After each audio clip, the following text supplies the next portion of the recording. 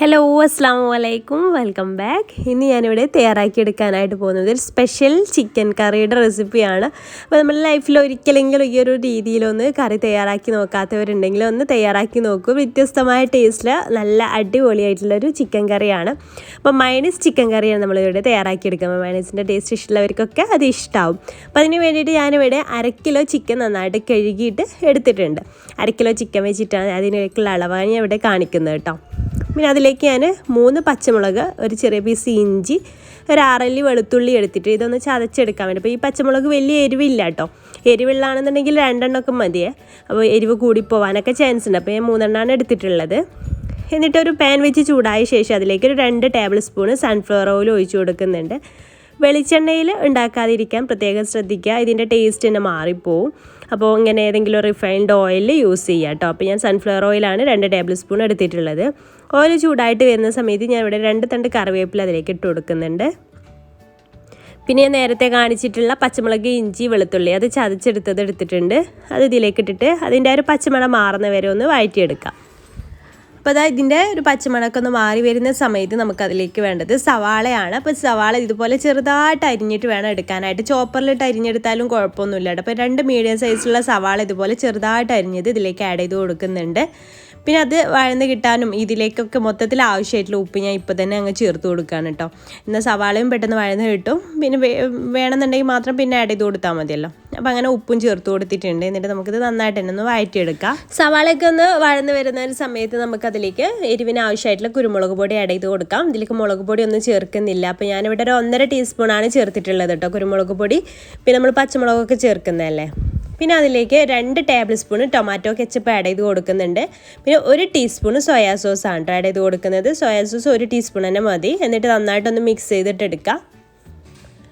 എന്നിട്ട് നമുക്കിതിലേക്ക് ഇതെല്ലാം മിക്സ് ചെയ്തെടുത്ത ശേഷം നമുക്കതിലേക്ക് നമ്മുടെ കഴുകി വെച്ചിട്ടുള്ള ചിക്കൻ അതിലേക്ക് ആഡ് ചെയ്ത് കൊടുക്കാം കേട്ടോ.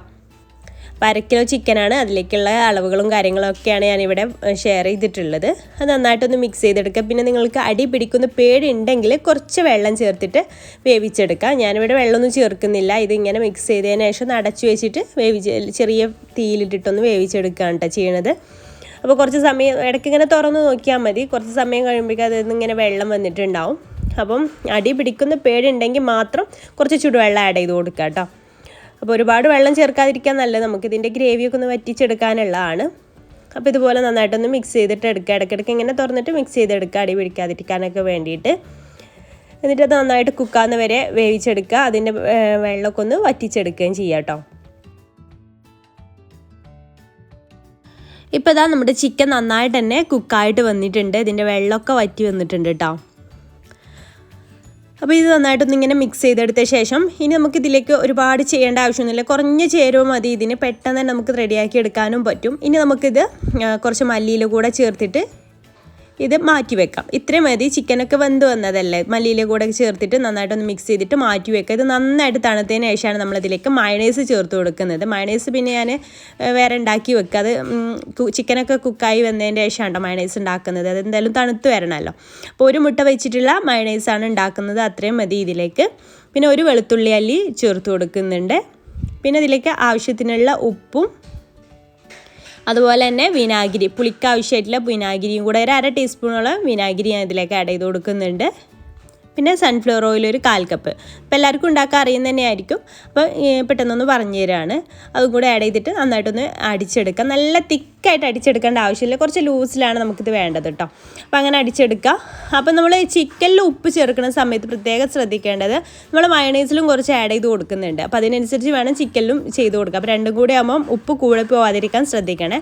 അപ്പോൾ നമ്മുടെ മയണൈസ് ഞാൻ ഇതിലേക്ക് ഒഴിച്ചു കൊടുത്തിട്ടുണ്ട്. എന്നിട്ട് ഇതിപ്പം ചിക്കൻ നന്നായിട്ട് തണുത്ത ശേഷമാണ് മയണൈസ് ഇതിലേക്ക് ആഡ് ചെയ്ത് കൊടുത്തിട്ടുള്ളത്. അപ്പോൾ ചൂടോട് കൂടെ ഒരിക്കലും ഇത് ചേർത്ത് കൊടുക്കരുത് കേട്ടോ. ചൂടോട് കൂടെ ചേർത്ത് കൊടുക്കുക. നമ്മൾ മുട്ടയൊക്കെ ചേർത്തിട്ടല്ല മയണൈസ് ഉണ്ടാക്കുക. അപ്പോൾ ചൂടോട് കൂടെ ഒരിക്കലും മയണൈസ് നമ്മുടെ ചിക്കനിലേക്ക് ആഡ് ചെയ്ത് കൊടുക്കരുത്. അപ്പോൾ തണുത്ത ശേഷമൊക്കെ ആഡ് ചെയ്ത് കൊടുത്തതിന് ശേഷം നമുക്കിത് സെർവ് ചെയ്യാം. അപ്പോൾ ഇത് നമുക്ക് പൂരിയുടെ കൂടെ അല്ലെങ്കിൽ പൊറാട്ടയുടെ കൂടെയൊക്കെ ബെസ്റ്റ് കോമ്പിനേഷനാണ്. റൊട്ടിയുടെ കൂടെയൊക്കെ ബെസ്റ്റ് കോമ്പിനേഷനാണ് കേട്ടോ. അപ്പോൾ ഇതുവരെ ട്രൈ ചെയ്യാത്തവരുണ്ടെങ്കിൽ എന്തായാലും ഒന്ന് ട്രൈ ചെയ്ത് നോക്കുക. ട്രൈ ചെയ്ത് നോക്കുന്ന സമയത്ത് ഫീഡ്ബാക്ക് അറിയിക്കാനും മറക്കരുത്. വീഡിയോ ഇഷ്ടമായാൽ ലൈക്ക് ചെയ്യാനും ഷെയർ ചെയ്യാനും മറക്കരുത്. ചാനൽ സബ്സ്ക്രൈബ് ചെയ്യാത്തവരുണ്ടെങ്കിൽ പ്ലീസ് ഒന്ന് സബ്സ്ക്രൈബ് കൂടെ ചെയ്തിട്ട് സപ്പോർട്ട് ചെയ്യുക. താങ്ക്